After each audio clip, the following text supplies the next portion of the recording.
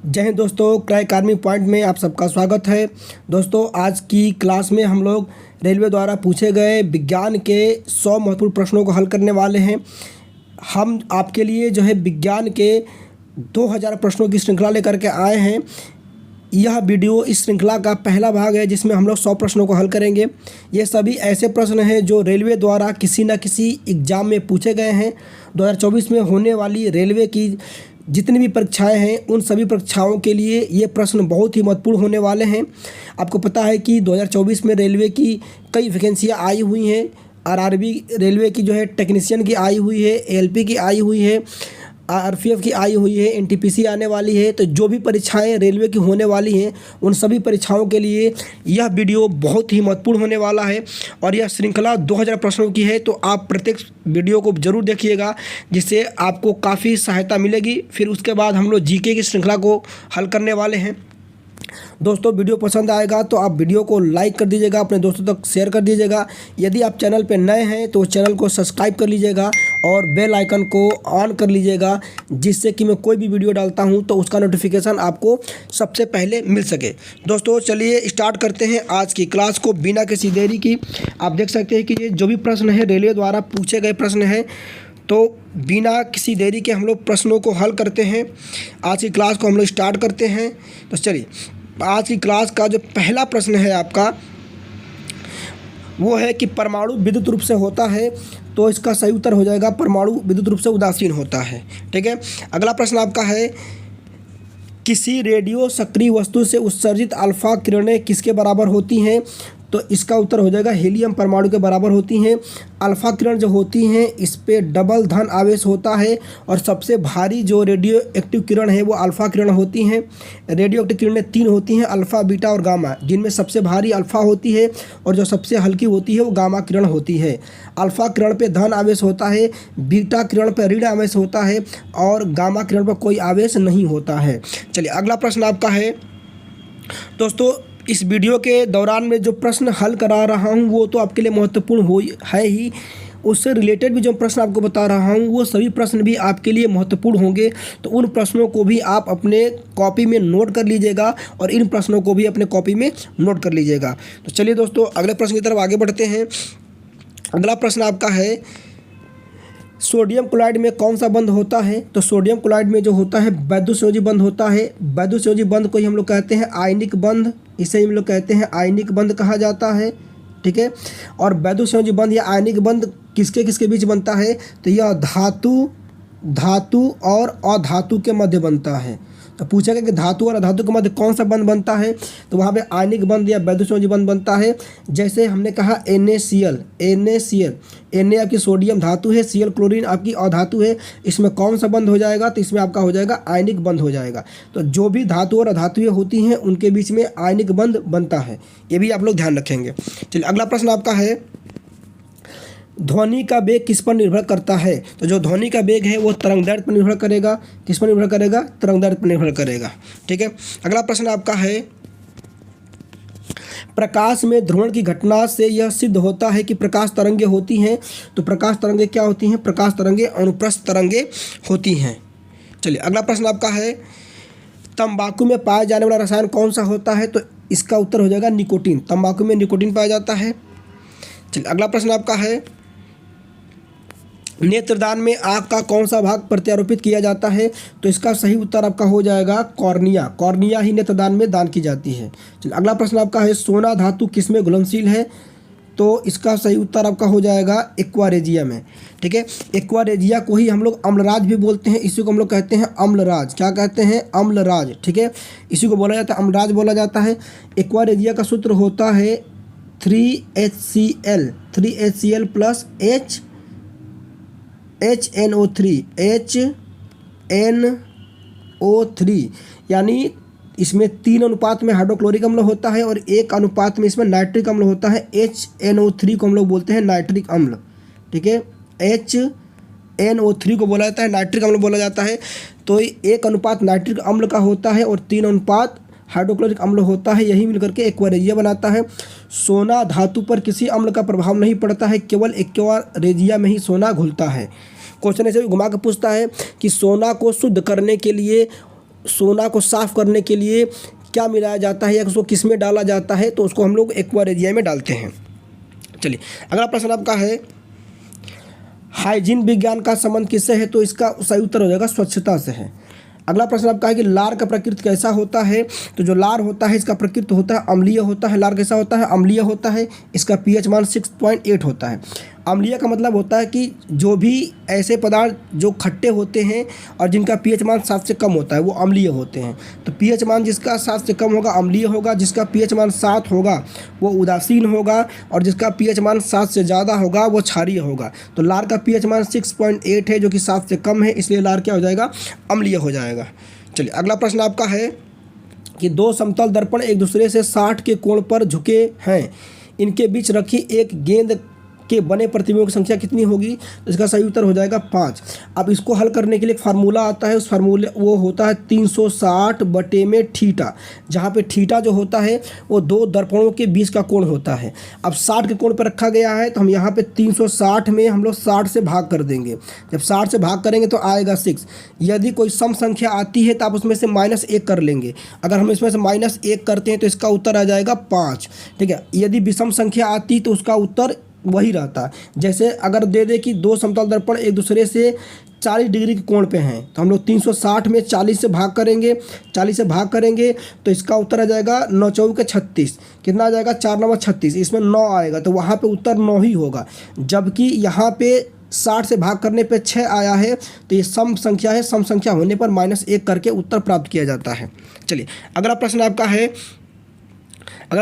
है कि पानी के अंदर हवा का एक बुलबुला कैसा कार्य करता है, तो इसका जो बुलबुला होता है ये अवतल लेंस की भांति काम करता है। कैसा काम करेगा, अवतल लेंस की भांति कार्य करेगा। चलिए अगला प्रश्न आपका है कि कारों, ट्रकों और बसों में ड्राइवर की सीट के बगल में कौन सा दर्पण लगा होता है, तो वहाँ पे लगा होता है उत्तल दर्पण। इसी को हम लोग कहते हैं कॉन्वेक्स मिरर। क्या कहते हैं, कॉन्वेक्स मिरर भी इसको कहा जाता है। तो ध्यान दीजिएगा, वहाँ पे कॉन्वेक्स मिरर देगा या उत्तल दर्पण आपको देगा। अगर गाड़ी की हेडलाइट पूछता तो वहाँ पे हम लोग अवतल दर्पण का प्रयोग करते हैं।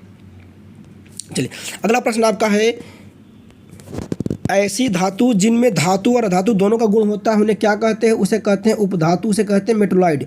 जिसमें मेटल और नॉन मेटल दोनों की प्रॉपर्टीज होती है उसे मेटलॉइड यानी उपधातु कहा जाता है। अगला प्रश्न आपका है, वनस्पति विज्ञान के जनक कौन है, तो इसका सही उत्तर हो जाएगा थियोफेस्टस। चलिए अगला प्रश्न आपका है कि निम्नलिखित में किसमें ध्वनि की चाल सबसे अधिक होगी, तो ध्वनि की चाल जो सबसे ज़्यादा होती है वो इस्पात में होती है। सबसे कम पूछेगा तो बताओगे गैस में। कहाँ पे, गैस में सबसे कम होगी। और निर्वात में ध्वनि गति नहीं कर सकती है क्योंकि ध्वनि को चलने के लिए माध्यम की आवश्यकता होती है। ठीक है, अगला प्रश्न आपका है, चंद्रमा पर एक बम विस्फोट होता है, इसकी आवाज़ पृथ्वी पर नहीं सुनाई देगी। क्यों, क्योंकि चंद्रमा पे कोई वायुमंडल नहीं है, कोई माध्यम नहीं है, इसलिए चंद्रमा पे हुई विस्फोट पृथ्वी पर सुनाई नहीं पड़ेगा। अगला प्रश्न आपका है, चंद्रमा पर वायुमंडल न होने के कारण क्या होगा, कारण क्या है, उसका पलायन वेग। उसका क्या है, उसका कारण है पलायन वेग। इसको बोलते हैं एस्केप वेलोसिटी। यदि पूछ लेगा चंद्रमा का पलायन वेग कितना होता है, तो वो आपका होता है 2.42 किलोमीटर प्रति सेकेंड होता है।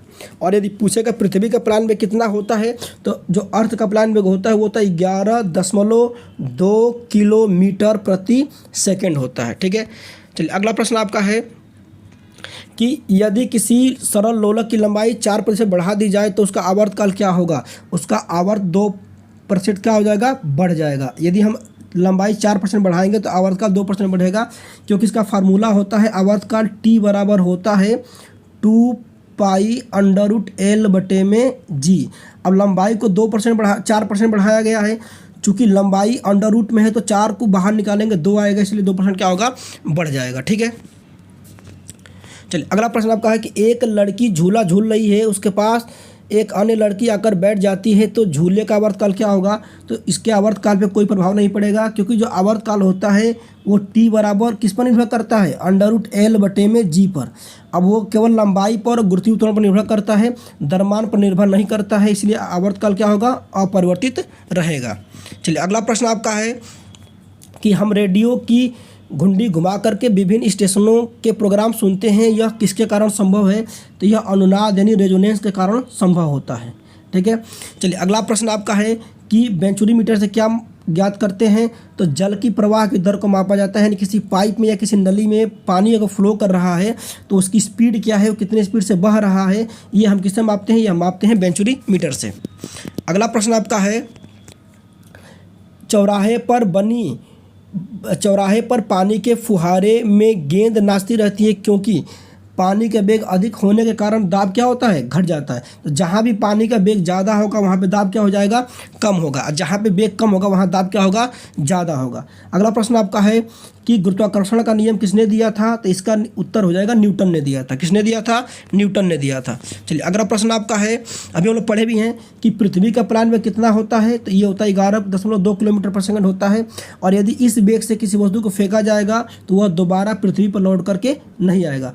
प्लान वेग का मतलब होता है कि ऐसा वेग जिससे किसी वस्तु को फेंका जाए तो वह उस ग्रह या पिंड को छोड़ करके वापस अंतरिक्ष में चला जाए, फिर दोबारा लौट करके न आए। अगला प्रश्न आपका है कि उपग्रह में समय ज्ञात करने के लिए अंतरिक्ष यात्री क्या प्रयोग करते हैं? तो ये हो जाएगा स्प्रिंग घड़ी का प्रयोग किया जाता है। ठीक है। अगला प्रश्न आपका है कि जी का मान सबसे अधिक कहाँ होता है? तो पोल यानी ध्रुवों पे होता है। कहाँ होता है? पृथ्वी के पोल पर या ध्रुव पे होता है। ठीक है। जी का मान सबसे ज़्यादा होता है। ठीक है। जैसे हमारी पृथ्वी हो गई थी, जो पोल हो गया, यहाँ पे जी का मान सबसे ज़्यादा होगा। जो केंद्र होता है, केंद्र पर जी का मान 0 होता है और विषुवत रेखा या भूमध्य रेखा पर जी का मान न्यूनतम होता है। ये भी याद रखिएगा। चलिए अगला प्रश्न आपका है दाब का मात्रक क्या होता है? दाब का मात्रक होता है पास्कल। कौन सा होता है? पास्कल होता है। ठीक है। चलिए अगला प्रश्न आपका है झरने में जब जल ऊंचाई से गिरता है तो उसका ताप क्या होगा? तो उसका ताप क्या होगा? बढ़ जाएगा। इसका रीजन होता है जो गतिज ऊर्जा होती है, जल की जो गतिज ऊर्जा होती है वह ऊष्मा ऊर्जा में बदल जाती है। ठीक है। इसलिए उसका ताप क्या होगा? बढ़ जाएगा। चलिए अगला प्रश्न आपका है केल्विन तापमापी में बर्फ का गलनांक कितना होता है? तो केल्विन तापमापी बर्फ का गलनांक हो जाएगा 273 केल्विन। दोस्तों बर्फ़ का जो गलनांक होता है वो 0 डिग्री सेल्सियस होता है और 0 डिग्री सेल्सियस जो बराबर होता है वो 273 केल्विन के बराबर होता है। इसलिए ये दोनों मान आपस में क्या होंगे? बराबर होंगे। ठीक है। चलिए अगला बात करते हैं, अगला प्रश्न की तरफ बढ़ते हैं। बॉटनी शब्द की उत्पत्ति किस भाषा से हुई है? तो इसका सही उत्तर हो जाएगा ग्रीक भाषा से हुआ। ठीक है। अगर बॉटनी का जनक पूछेगा तो बताओगे थ्रियोफेस्टस। चलिए अगला प्रश्न आपका है क्यूरी किसकी इकाई है? क्यूरी किसे मापने की इकाई है? यहाँ मात्रक पूछ रहा है तो ये हो जाएगा रेडियोधर्मिता। किसका हो जाएगा? रेडियोधर्मिता का हो जाएगा। रेडियोधर्मिता का ये सीजीएस इकाई है। कौन सी इकाई है? सीजीएस। लेकिन अगर पूछेगा आपसे कि रेडियोधर्मिता की एसआई इकाई क्या होगा तो वो आपका हो जाएगा बेकुरल। कौन सा हो जाएगा? बेकुरल, क्योंकि रेडियोधर्मिता की खोज हेनरी बेकुरल ने की थी। चलिए अगला प्रश्न आपका है किस रंग की तरंग दैर्घ्य सबसे कम होती है? तो बैगनी रंग का तरंग दैर्घ्य सबसे कम होता है और लाल रंग का तरंग दैर्घ्य क्या होता है? सबसे ज़्यादा होता है। ये भी ध्यान रखिएगा। अगला प्रश्न आपका है कमरे में रखे रेफ्रिजरेटर का दरवाज़ा खोल दिया जाए तो कमरे का ताप क्या होगा? तो कमरे का ताप क्या होगा? ताप जो है क्या हो जाएगा? बढ़ जाएगा। तो चाहे आपसे रेफ्रिजरेटर पूछे या पंखा चलाने पर पूछे, अगर पूछेगा कि कमरे में पंखा चला दिया जाए तो भी कमरे का ताप क्या होगा? तो भी क्या हो जाएगा? बढ़ जाएगा। ठीक है। अगला प्रश्न आपका है इंद्रधनुष में कितने रंग होते हैं? तो इंद्रधनुष में 7 रंग होते हैं। कितने रंग होते हैं? 7 रंग होते हैं। ठीक है। चलिए अगला प्रश्न आपका है कि सेकेंडरी जो पेंडुलम होता है, ठीक है, इसका आवर्तकाल कितना होता है? तो इसका आवर्तकाल होता है 2 सेकंड। कितना होता है? 2 सेकंड होता है। ठीक है।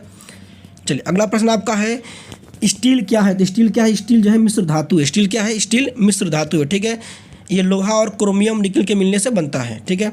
चलिए अगला प्रश्न आपका है किस गैस के सूंघने से हंसी आती है? तो नाइट्रस ऑक्साइड। इसका फार्मूला क्या होता है? नाइट्रस ऑक्साइड का फार्मूला होता है N2O। इसे ही कहते हैं लाफिंग गैस। ठीक है। चलिए अगला प्रश्न आपका है कि रिक्टर स्केल किसे नापने में प्रयोग होता है? तो रिक्टर स्केल द्वारा भूकंप की तीव्रता मापते हैं। अगर आपसे पूछेगा भूकंप को किससे मापा जाता है? तो सिस्मोग्राफ से। सिस्मोग्राफ से हम भूकंप मापते हैं। ठीक है। क्या मापते हैं? सिस्मोग्राफ से हम लोग मापते हैं भूकंप, जबकि रिएक्टर पैमाने से हम लोग मापते हैं भूकंप की तीव्रता को। ठीक है। अगला प्रश्न आपका है कि डायनामाइट के आविष्कार किसने किया था? तो डायनामाइट का आविष्कार किया था अल्फ्रेड नोबेल ने। और अल्फ्रेड नोबेल के याद में ही नोबेल पुरस्कार दिया जाता है जो 1901 से प्रारंभ हुआ था। कब प्रारंभ हुआ था? 1901 से प्रारंभ हुआ था। ठीक है।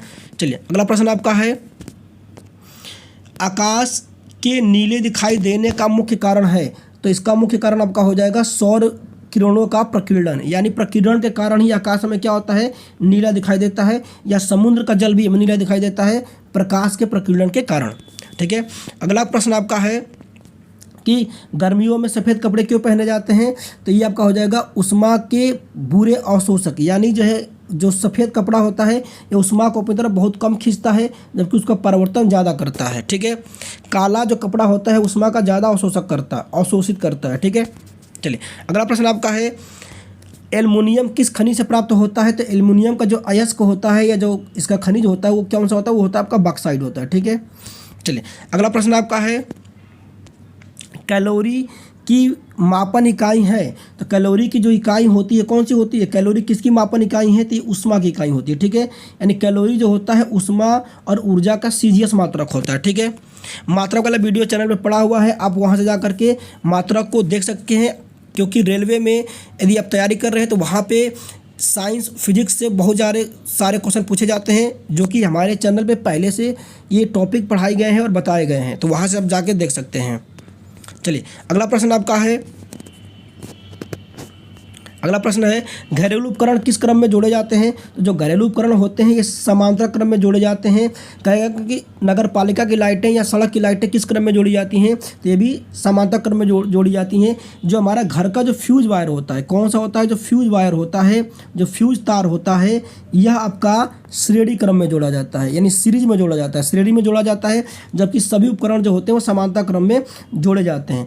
फ्यूज तार से बहुत अच्छा क्वेश्चन पूछता है, फ्यूज तार किसका बना होता है, ये टीन और शीशे का बना होता है। किसका बना होता है, टीन प्लस लेड का बना होता है, यानी शीशे धातु का बना होता है। ठीक है, चलिए आगे देखते हैं। अगला प्रश्न हमारा है केतली में पानी का गर्म होना किसका उदाहरण है, तो केतली में पानी का जो गर्म होना है ये संवहन का उदाहरण है। किसका उदाहरण है, संवहन का उदाहरण है। ठीक है, अगर कहेगा द्रव और गैस किसके कारण गर्म होते हैं, तो संवहन से गर्म होते हैं। ठीक है, लेकिन अगर कहेगा कोई ठोस वस्तु, तो जो ठोस वस्तु गर्म होगी वो गर्म होगी चालन द्वारा। किसके द्वारा गर्म होगी, चालन द्वारा। ठीक है, अगर कोई ठोस कहेगा गर्म होने के लिए, जैसे कह देगा लोहे की रॉड है या कोई प्लेट है, वो किस विधि से गर्म होगी, तो वो चालन से गर्म होगी। ठीक है, कंडक्शन द्वारा गर्म होगी, जबकि जो द्रव या जो गैस होता है वो संवहन द्वारा गर्म होता है। ठीक है, चलिए दोस्तों, यदि आप अब तक वीडियो को देख रहे हैं और चैनल को सब्सक्राइब नहीं किए हैं तो आप चैनल को सब्सक्राइब कर लीजिएगा। इससे फ़ायदा होगा कि जो भी मैं वीडियो डालूंगा उसका नोटिफिकेशन आपको पहले मिल जाएगा और आप उस वीडियो का लाभ उठा सकते हैं। आप देख सकते हैं कि इसमें केवल प्रश्नों को ही नहीं हल कराया जाता है, जबकि उससे रिलेटेड भी क्वेश्चन, कई सारे जो क्वेश्चन बनते हैं उसको भी बताया जाता है। तो ये भी आपके लिए बहुत ही हेल्प होने वाला है। हम इसमें 100 क्वेश्चन लिए हैं, लेकिन यदि आप अंत तक क्वेश्चन देखेंगे तो कम से कम आप 200 से 300 क्वेश्चन यहाँ से हल करके जाएंगे, क्योंकि हर एक क्वेश्चन से 2 से 3 क्वेश्चन मैं आपको बता रहा हूँ। चलिए आगे बात करते हैं हम लोग। अगला प्रश्न हमारा है, अगला प्रश्न आपका है कि किस धातु का, ठीक है, किस धातु का जो है गलनांक सबसे अधिक होता है, तो ये हो जाएगा आपका टंगस्टन। कौन सा हो जाएगा, ये आपका हो जाएगा टंगस्टन। ठीक है, ये आपका हो जाएगा टंगस्टन हो जाएगा। ठीक, चलिए अगला प्रश्न आपका है, अगला प्रश्न है कि ध्वनि की गति सर्वाधिक किस में होती है, तो ध्वनि की जो सबसे ज़्यादा गति होती है वो किस में होती है, वो इस्पात में होती है। ठीक है, चलिए अगला प्रश्न आपका है कि लाल रंग का गुलाब हरी रोशनी में कैसे दिखाई देगा, तो ये दिखाई देगा काला। यानी काली वस्तु अगर लाल वस्तु होगी कि हरे प्रकाश में देखोगे तो काला दिखाई पड़ेगा, या हरी वस्तु को लाल प्रकाश में देखोगे तो भी काला दिखाई पड़ेगा। चलिए अगला प्रश्न आपका है डायनेमो का कार्य क्या होता है, तो डायनेमो यांत्रिक ऊर्जा को यानी मैकेनिकल एनर्जी को इलेक्ट्रिकल एनर्जी में यानी विद्युत ऊर्जा में बदलता है। चलिए अगला प्रश्न आपका है प्रकाश वर्ष किसकी इकाई है, तो प्रकाश वर्ष जो है दूरी की इकाई है। किसकी इकाई है, जो प्रकाश वर्ष होता है यह दूरी की इकाई है। ठीक है, किसकी इकाई है, दूरी की इकाई है। ठीक है, चलिए अगला प्रश्न आपका है कि लंबाई की न्यूनतम इकाई क्या है, तो ये आपकी होती है फर्मी। क्या होती है, फर्मी होती है। ठीक है, अगला प्रश्न आपका है कार्य करने की क्षमता को क्या कहते हैं, तो कार्य करने की क्षमता को हम लोग कहते हैं ऊर्जा। क्या कहते हैं, ऊर्जा कहते हैं। ठीक है, चलिए अगला प्रश्न आपका है फैराडे किसका मात्रक है, तो जो फैराडे होता है यह ऊष्माधारिता का मात्रक होता है। ठीक है, चलिए अगला प्रश्न आपका है स्पष्ट दृष्टि की न्यूनतम दूरी कितनी होती है, तो ये होती है आपकी 25 सेंटीमीटर। कितनी होती है, 25 सेंटीमीटर। अगर अधिकतम दूरी पूछेगा तो बताओगे अनंत। क्या बताओगे, आप बताओगे अनंत। ठीक है, अधिकतम दूरी पूछेगा इस पर दृष्टि की तो बताओगे अनंत, न्यूनतम दूरी पूछेगा तो बताओगे 25 सेंटीमीटर। ठीक है, चलिए अगला प्रश्न आपका है समतल दर्पण की वक्रता त्रिज्या कितनी होती है? तो ये होती है अनंत। क्या होती है? अनंत होती है। ठीक है, अगर आपसे क्वेश्चन पूछ ले अवतल दर्पण की वक्रता त्रिज्या क्या होती है तो आप बताओगे ऋणात्मक होती है यानी नेगेटिव होती है। और उत्तल दर्पण की फोकस दूरी क्या होती है? तो ये धनात्मक होती है, पॉजिटिव होती है। ठीक है, ये पॉजिटिव होती है, नेगेटिव होती है। चलिए अगला प्रश्न आपका है आइरिस के मध्य वाले छोटे छिद्र को कहते हैं, उसे कहते हैं पुतली। जो आँखों में जो आपका बड़ा सा भाग दिखाई पड़ता है, इससे आपकी आँख हो गई। ठीक है, आँख आपकी आँख हो गई, तो इसमें जो बड़ा सा भाग होता है इसके अंदर जो छोटा सा भाग दिखाई पड़ता है इसको हम लोग कहते हैं पुतली। और इस वाले भाग को हम लोग कहते हैं आइरिस कहते हैं, जबकि जो सफ़ेद वाला भाग होता है उसे हम कहते हैं श्वेत पटल। चलिए अगला प्रश्न है कि मनुष्य के स्वस्थ नेत्र में प्रतिबिंब कहाँ बनता है? तो ये बनता है रेटिना पर। कहाँ बनता है? रेटिना पर। यानी किसी वस्तु का प्रतिबिंब आँख में किस भाग पर बनेगा? तो बनेगा रेटिना पर बनेगा। रेटिना को हम लोग कहते हैं दृष्टि पटल। चलिए अगला प्रश्न आपका है कि फायदोमीटर का उपयोग किसे मापने में किया जाता है? तो समुद्र या महासागर की गहराई मापने में हम फायदोमीटर का प्रयोग करते हैं। अगला प्रश्न आपका है कि किस दर्पण का दृश्य क्षेत्र सबसे अधिक होता है? तो उत्तल दर्पण का दृश्य क्षेत्र क्या होता है? सबसे ज़्यादा होता है। अगला प्रश्न आपका है प्रबल अम्ल और प्रबल क्षार से बने लवण का पीएच मान कितना होता है? तो इसका उत्तर आपका हो जाएगा 7 से कम होता है। कितना होता है? 7 से कम होता है। अगला प्रश्न है दूध में कौन सा अम्ल पाया जाता है? इसके अंदर होता है लैक्टिक अम्ल। तो कहेगा दूध में कौन सा अम्ल होगा? लैक्टिक अम्ल होगा। हल्दी लिटमस पत्र जो होते हैं ये किसके सूचक होते हैं? तो ये अम्ल और क्षार का प्राकृतिक सूचक होता है। ठीक है, जबकि मिथाइल ऑरेंज होता है या जो ये होता है वो आपका जो है कृत्रिम सूचक होता है। ठीक है, जो मिथाइल ऑरेंज होता है ये आपका होता है कृत्रिम सूचक, और हल्दी और जो लिटमस पत्र होता है ये प्राकृतिक सूचक होता है। ठीक है, अगला है आपका कि सोडियम हाइड्रोक्साइड का पीएच मान कितना होता है? इसका पीएच मान होता है 14। सबसे ज़्यादा जो क्षारीय पदार्थ होता है वो सोडियम हाइड्रोक्साइड होता है। इसका फार्मूला होता है NaOH। ठीक है, NaOH होता है सोडियम हाइड्रोक्साइड का फार्मूला। चलिए अगला क्वेश्चन आपका है कि किसी उदासीन विलयन का पीएच मान क्या होगा? तो उदासीन विलयन का जो पीएच मान होगा वो 7 होता है, और क्षारीय विलयन का पीएच मान 7 से ज़्यादा होता है। अम्लीय विलयन का पीएच मान 7 से कम होता है। अगला प्रश्न आपका है इमली में कौन सा अम्ल होता है? तो इमली में जो है आपका होता है टार्टरिक अम्ल होता है। कौन सा अम्ल होता है? टार्टरिक अम्ल होता है। सिरका में कौन सा अम्ल होता है? तो इसमें एसिटिक अम्ल होता है। ठीक है, शरीर की सबसे बड़ी ग्रंथि कौन सी है? वो आपकी लीवर यानी यकृत होती है। लीवर या क्या होती है? वो आपकी यकृत होती है। ठीक है, अगला प्रश्न आपका है शरीर का तापक्रम कौन नियंत्रित करता है? तो ये हो जाएगा आपका हाइपोथैलेमस हो जाएगा। ठीक है, चलिए अगला प्रश्न आपका है एक स्वस्थ मनुष्य का रक्तचाप कितना होता है? तो जो स्वस्थ व्यक्ति का जो ब्लड प्रेशर होता है वो कितना होता है? वो होता है 120 से 80 mmHg होता है। ठीक है, यानी मिलीमीटर ऑफ पारा होता है। ठीक है, जिसमें से 120 जो होता है वो सिस्टोलिक प्रेशर होता है, और जो 80 होता है वो डायस्टोलिक प्रेशर होता है। यानी रक्त के जाने का जो प्रेशर होता है 120, और रक्त का हृदय में आने का जो प्रेशर होता है वो 80 होता है। ठीक है, चलिए अगला प्रश्न आपका है कि रक्त में ग्लूकोज की मात्रा नियंत्रित करता है तो इंसुलिन हार्मोन, और ये कहाँ से निकलता है? तो ये निकलता है आपके अग्नाशय से। ठीक है, अगला प्रश्न आपका है कि उच्च रक्तचाप को कहते हैं? तो इसे कहते हैं हाइपरटेंशन। और निम्न रक्तचाप को क्या कहते हैं? लो ब्लड प्रेशर को क्या कहा जाता है? तो उसे कहते हैं हाइपोटेंशन। देखिए लो तो हाइपो, लो पो, तो हाइपोटेंशन हो जाएगा लो के लिए, और हाइपरटेंशन आपका हो जाएगा उच्च के लिए। ठीक है, अगला प्रश्न आपका है फेफड़े का आकार कैसा होता है? जो फेफड़े का आकार होता है वो शंकु के जैसा होता है। कैसा होता है? शंकु आकार होता है, शंकु के जैसा होता है। अगला प्रश्न आपका है कि रेफ्रिजरेटर के न्यून तापमान पर जीवाणु और फफूंद क्या होते हैं? तो ये निष्क्रिय हो जाते हैं। जैसे आप लोग देखे होंगे फ्रिज में या रेफ्रिजरेटर में हम लोग कोई सामान रखते हैं तो कम तापमान पर उसमें कोई भी फफूंद या कोई भी बैक्टीरिया नहीं आता है, जबकि अगर ऐसे खुले में रख देते हैं तो उसमें फफूंद या बैक्टीरिया लग जाते हैं। ठीक है, अगला प्रश्न आपका है कि सबसे कठोर पदार्थ कौन सा है? तो आपका ये उत्तर हो जाएगा हीरा। हीरा दुनिया का सबसे कठोर पदार्थ है। जबकि सबसे कठोर धातु पूछेगा तो टंगस्टन हो जाएगा। हाइड्रोजन की खोज किसने किया था? इसकी खोज किया था हेनरी कैवेंडिश ने। चलिए अगला प्रश्न आपका है कि सबसे बड़ी आँख किस स्तनधारी प्राणी की होती है? तो इसका सही उत्तर हो जाएगा हिरण की आँखें सबसे बड़ी होती हैं। देखते हैं आप लोग कहते भी हैं कि हिरनी जैसे आँखें हैं तेरी, तो हिरण की आँखें क्या होती हैं? सबसे बड़ी बड़ी होती हैं। ठीक है, अगला प्रश्न आपका है कि आज कार्बन डाइऑक्साइड के उत्सर्जन में सर्वाधिक योगदान करने वाला देश कौन सा है? तो ये आपका हो जाएगा संयुक्त राज्य अमेरिका, यूएसए हो जाएगा। ठीक है, अगला प्रश्न है किस उद्योग में अभ्रक यानी जो है माइका का प्रयोग किया जाता है?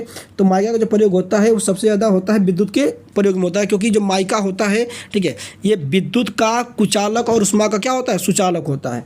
माइका यानी जो अभ्रक जो होता है यह विद्युत का क्या होता है? कुचालक होता है, उष्मा का सुचालक होता है। ठीक है, अगला प्रश्न आपका है कि विद्युत बल्ब की खोज किसने की थी? तो इसकी खोज किया था थॉमस अल्वा एडिसन ने। ठीक है, अगला प्रश्न आपका है प्रेशर कुकर में खाना जल्दी क्यों पक जाता है? तो इसका कारण हो जाएगा प्रेशर कुकर के अंदर क्या होता है? दाब बढ़ जाता है, दाब बढ़ने से कथनांक बढ़ जाता है, यानी इसके बॉइलिंग पॉइंट इंक्रीज हो जाता है और खाना जल्दी पकता है। अगला प्रश्न आपका है कि दाब बढ़ाने पर कथनांक क्या होगा? तो कथनांक क्या होगा? बढ़ेगा, यानी अगर प्रेशर इंक्रीज किया जाएगा तो जो बॉइलिंग पॉइंट है, जो कथनांक है, क्या होगा? वो भी इंक्रीज हो जाएगा, वो भी बढ़ जाएगा। चलिए, अगला प्रश्न आपका है कि प्रत्येक क्रिया के बराबर व विपरीत दिशा में एक प्रतिक्रिया होती है, यह न्यूटन का तीसरा नियम है। कौन सा है? यह न्यूटन का तीसरा नियम है। ठीक है, यह न्यूटन का तीसरा नियम है। ठीक, अब क्वेश्चन यहाँ से कई क्वेश्चन पूछता है न्यूटन के तीसरे नियम से। पानी में तैरना न्यूटन का तीसरा नियम है, रॉकेट उड़ता है भी न्यूटन का तीसरा नियम है, बंदूक से गोली चलती है तो बंदूक पीछे को झटका देता है भी न्यूटन का तीसरा नियम है। ठीक है, चलिए अगला प्रश्न आपका है कि तांबा का शत्रु किस तत्व को कहा जाता है? तो गंधक। गंधक का मतलब होता है सल्फर। क्या होता है?